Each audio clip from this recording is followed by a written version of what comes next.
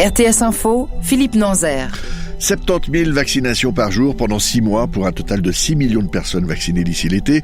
C'est le plan de l'Office fédéral de la santé publique pour faire face au Covid-19. Un projet évoqué dans la presse dominicale hier. Et le début de cette opération est prévu pour le mois de janvier, Camille Degotte.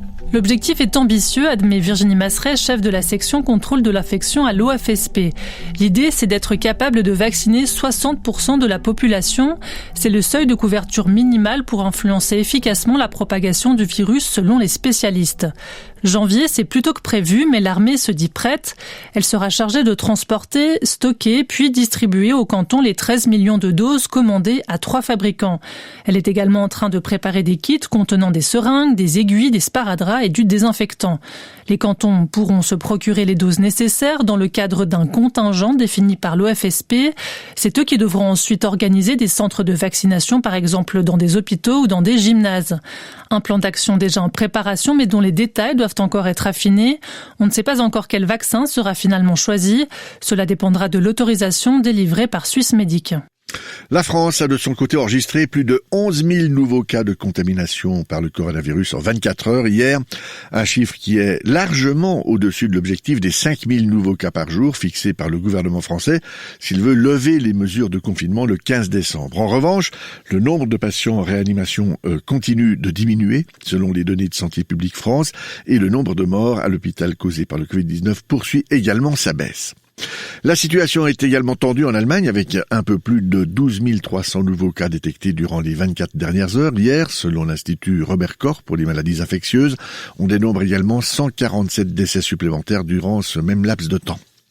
À Bruxelles, c'est le rush final entre Britanniques et Européens pour éviter le no deal.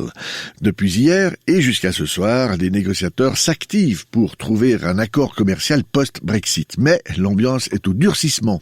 Face à leurs opinions publiques, les deux parties veulent pouvoir revendiquer une victoire et un Brexit sans accord reste une option sérieuse, comme le rappelle Emma Bell. Elle est professeure en civilisation britannique à l'université Savoie-Mont-Blanc. On l'écoute. Que c'est tout à fait possible qu'il n'y aura pas d'accord parce qu'il ne faudrait absolument pas que le Royaume-Uni puisse s'en sortir mieux en dehors de l'Union européenne. Et puis côté britannique, il faut garder un peu la composition du gouvernement britannique actuel. Les ministres les plus influents sont des néolibéraux assez extrémistes. Et pour eux, un Brexit sans accord, ça pourrait être considéré comme une véritable opportunité pour avancer un agenda de déréglementation assez féroce. Il ne faut pas oublier que le gouvernement actuel a été élu grâce aux électeurs qui avaient voté Leave pour la sortie du Royaume-Uni de l'Union européenne. Des propos recueillis par Xavier Alonso. À noter que Michel Barnier, le négociateur européen, doit réunir ce matin à 7h30 pétante les ambassadeurs des 27 États membres afin de serrer les rangs lors de cette deuxième journée de négociation. Les Roumains élisaient leurs députés hier et la surprise vient de l'opposition puisque les sociodémocrates arrivent en tête de ces législatives avec 30% de suffrages selon les résultats portant sur 90% des bureaux de vote. Toutefois, même si le parti libéral du Premier ministre pro-européen de Ludovic Orban au pouvoir ne remporte que 25,5% des suffrages, il compte se maintenir au pouvoir et ceci en s'alliant au parti des réformistes qui sont crédités de près de 15% des voix. Hockey sur glace, Genève Servette n'est pas parvenu à enchaîner un 4e succès consécutif hier. Les Genevois se sont lourdement inclinés 4-0 sur la glace de la Lanterne Rouge, Langnau, et ceci dans le seul match programmé ce week-end en National League. Et puis du football avec le Lausanne Sport qui a encaissé une lourde défaite hier en Super League. Les Vaudois se sont inclinés 4-0 face à Zurich, au Zigrund, et en manque d'énergie, notamment au début de partie, Lausanne n'a pas eu sa chance dans cette partie. Pour le milieu de terrain Joël Geisman, il serait faux de s'inquiéter pour son équipe. On l'écoute.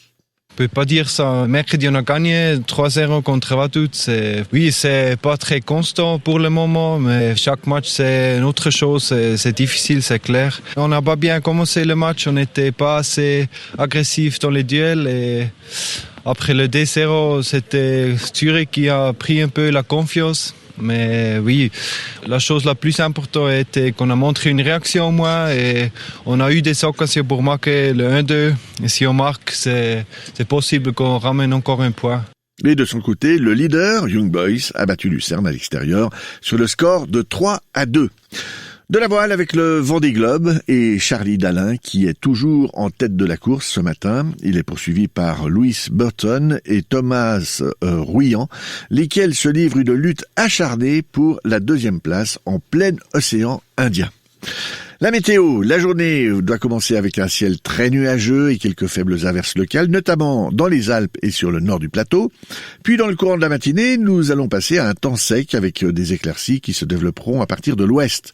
L'après-midi, le temps sera assez ensoleillé, mais en soirée, la nébulosité va à nouveau augmenter à partir du sud-ouest et elle sera suivie de quelques faibles précipitations durant la nuit. La limite pluie-neige devrait se situer entre 300 et 600 mètres au niveau des températures en plaine. Il ne fera pas plus de 4 à 6 degrés au meilleur de la journée et demain, le temps sera le plus souvent très nuageux avec un risque d'averse. Espace 2, passionnément.